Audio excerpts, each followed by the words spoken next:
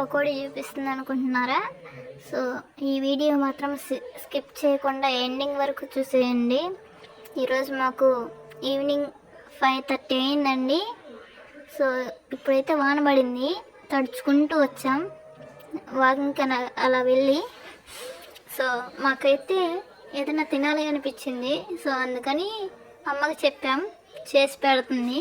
చాలా గ్యాప్ తర్వాత తింటున్న పకోడీ. సో చాలా బాగా వచ్చాయి. ఎవరైనా నా ఛానల్ని కొత్తగా చూస్తున్నట్లయితే సబ్స్క్రైబ్ చేసుకోండి, లైక్ చేయండి, షేర్ చేయండి, కామెంట్ చేయండి. ఒకవేళ ముందే సబ్స్క్రైబ్ చేసుకున్న వాళ్ళైతే ఎండింగ్ వరకు చూసేయండి. సో పకోడీకి ఏమేమి కావాలో అన్నీ సిద్ధంగా ఉన్నాయి. ఓ పక్క ఆయిల్ స్టార్ట్ అయిపోయింది, పొయ్యి మీద పెట్టేసాము. ఈలోపు మనకి ఏమేమి కావాలో అవన్నీ తరిగి పెట్టుకొని రెడీ చేసుకుంటున్నామండి.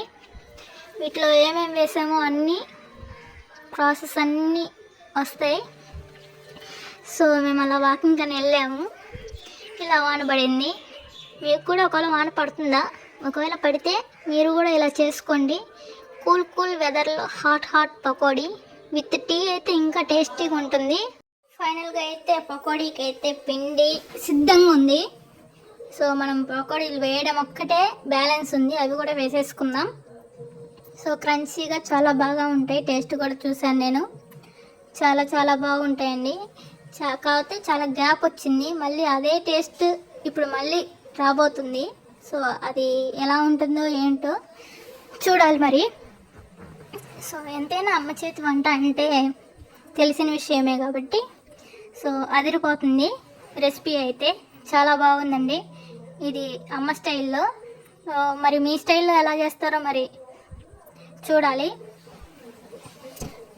ఒకవేళ మీరు కూడా ట్రై చేసి ఉంటే ఒకసారి కామెంట్ చేయండి, అలాగే లైక్ చేయండి. వెదర్ అయితే చాలా బాగుంది. ఇంకా మేము పొయ్యి వచ్చిన తర్వాత వాన పడింది బాగా ఫుల్గా, తడుచుకుంటూ వచ్చేసాము. ఇంకా ఏం చేయాలో అని తెలియక ఎట్టాగో వాన పడింది కదా అని చెప్పేసి మేము ఇంకా పకోడీస్ తిందామని చెప్పి ఇలా చేసేసామండి. ఇదైతే చాలా సడన్ సర్ప్రైజ్ లాగా అనమాట. సో చాలా బాగుంది. చేసేసుకొని అలా తినేసామన్నమాట. చాలా బాగా కుదిరింది.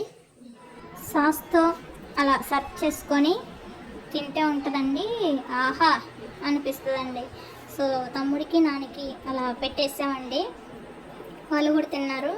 సో నేను తిన్నాను. చాలా బాగా నచ్చింది నాకు. చాలా గ్యాప్ తర్వాత తిన్నాను. సో ఈ వీడియో నచ్చింది అనుకుంటున్నాను. Do like, share and subscribe.